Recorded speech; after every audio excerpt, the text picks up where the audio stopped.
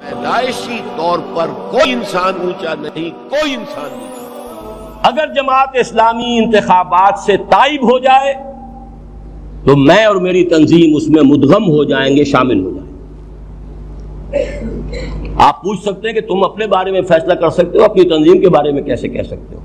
میں کہہ سکتا ہوں اس لیے کہ میری تنظیم بیعت کی بنیاد پر قائم ہے،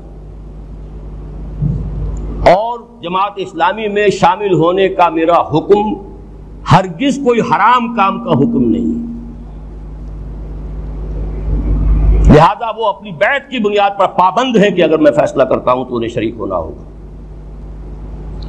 اس کے کچھ عرصے کے بعد پھر میں نے اس میں اور نرمی کی، اس لیے کہ جماعت اسلامی سے نکلے ہوئے ایک اور صاحب نے، بلکہ نکالے گئے تھے وہ، انہوں نے کہا 25 برس کے لیے طے کر لے جماعت کے الیکشن میں نہیں جائیں گے۔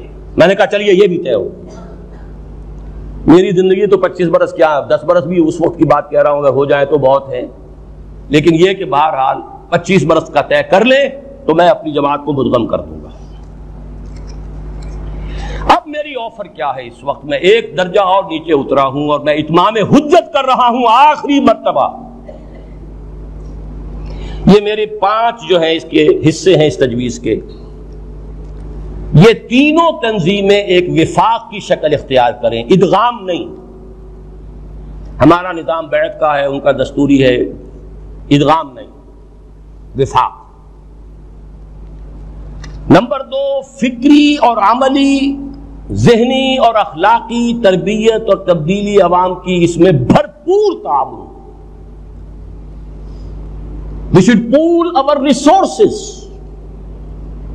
human resources as well as financial resources، کہ بڑے سے بڑے پیمانے پر لوگوں کے ذہن بدلیں، سیکولرزم جو ہے وہ دماغوں سے نکلے، مغربی تہذیب کی مرغوبیت دماغوں سے نکلے، مغربی جمہوریت کی مرغوبیت دماغوں سے نکلے، اسلام کا نظام جو ہے اس پر اعتماد پیدا ہو، اقتصادی نظام پر، سیاسی نظام پر، نظام خلافت کا نیا ڈھانچہ کیا ہوگا اس پر ایجوکیٹ کیا جائے لوگوں کو۔ یہ کام جائنٹک ٹاسک ہے، ہمالین ٹاسک ہے، اس کے لیے ہم اپنی ریسورسز کو، اپنی قوتوں کو، اپنی صلاحیتوں کو جمع کریں، اس میں اختلاف کی کوئی بات نہیں۔ نمبر 3، انتخابات میں حصہ لینے کے ضمن میں مولانا مودودی کے 1945 کے موقف پر ہم جمع ہو سکتے ہیں۔ یہ میں آخری اتمام حجت کر رہا ہوں جماعت اسلامی پر۔ یہ رسائل و مسائل ہے، انہی کی کتاب ہے شائع کردہ، اس کے صفحہ 305 پر 375 پر یہ عبارت پڑھ کر سنا رہا ہوں ایک سوال کے جواب میں، اور یہ چھپا ہے جنوری فروری سن 45 کے ترجمہ القرآن میں۔ مولانا فرماتے ہیں الیکشن لڑنا اور اسمبلی میں جانا اگر اس غرض کے لیے ہو کہ غیر اسلامی دستور کے تحت ایک لادینی جمہوری ریاست کے نظام کو چلایا جائے تو یہ ہمارے عقیدہ توحید اور ہمارے دین کے خلاف۔ لیکن اگر کسی وقت ہم ملک کی رائے عام کو اس حد تک اپنے عقیدہ و مسلک سے متفق پائیں کہ ہمیں یہ توقع ہو کہ عظیم الشان اکثریت کی تائید سے ہم ملک کا دستور حکومت تبدیل کر سکیں گے، تو کوئی وجہ نہیں ہے کہ ہم اس طریقے سے کام نہ لیں۔ جو چیز لڑے بھڑے بغیر سیدھے طریقے سے حاصل ہو سکتی ہو، اس کو خام خواہ ٹیڑھی انگلیوں سے نکالنے کا ہم کو شریعت نے حکم نہیں دیا ہے، مگر یہ اچھی طرح سمجھ لیجئے کہ یہ طریقہ کار صرف اس صورت میں اختیار کریں گے جبکہ یہ 3 شرطیں ہیں۔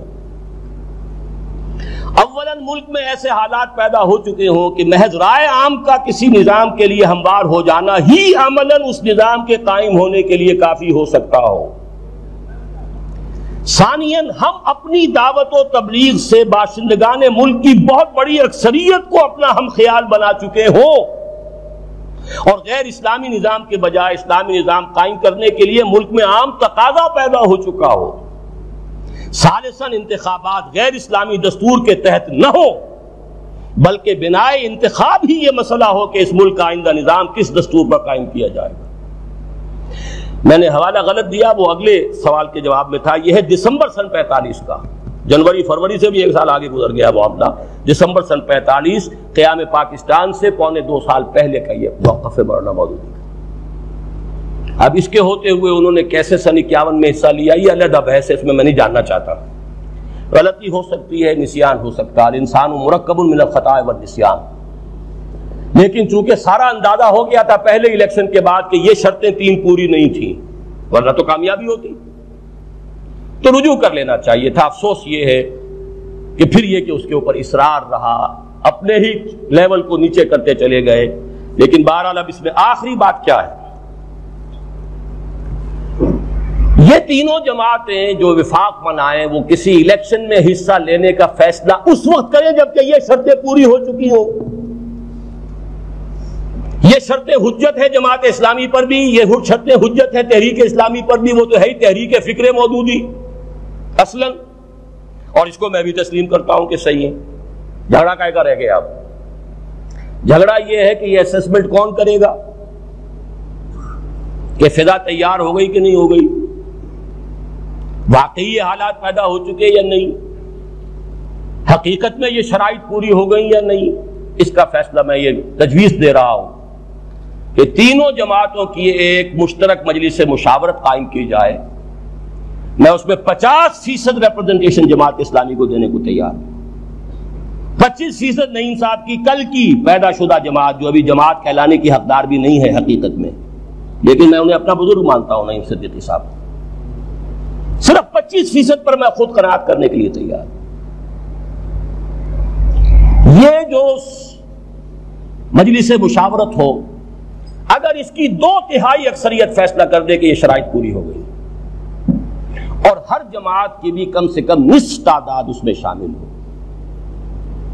یہ نہ ہو کہ 2 جماعتیں مل کے 2/3 کر دیں تو تیسری تو گئی، پھر LBW، ہر جماعت کی بھی نصف، لیکن ٹوٹل کا 2/3، اس کے بعد الیکشن میں حصہ لیں۔ آخری بات یہ عرض کر رہا ہوں، یہ میری آخری آفر ہے، اور یہ سابقہ سارے آفرز کی ناسخ ہے، منسوخ، ادغام کی آفر میری منسوخ، اب یہی ہے آخری، اور یہ بھی قبول نہیں تو پھر ظاہر بات ہے کہ پھر دمادم مست قلندر، پھر جو چل رہا ہے وہی چلے گا، اس سے بھی آگے بڑھ کر چلے گا۔ خیر اس میں نہیں ہے کسی کی بھی۔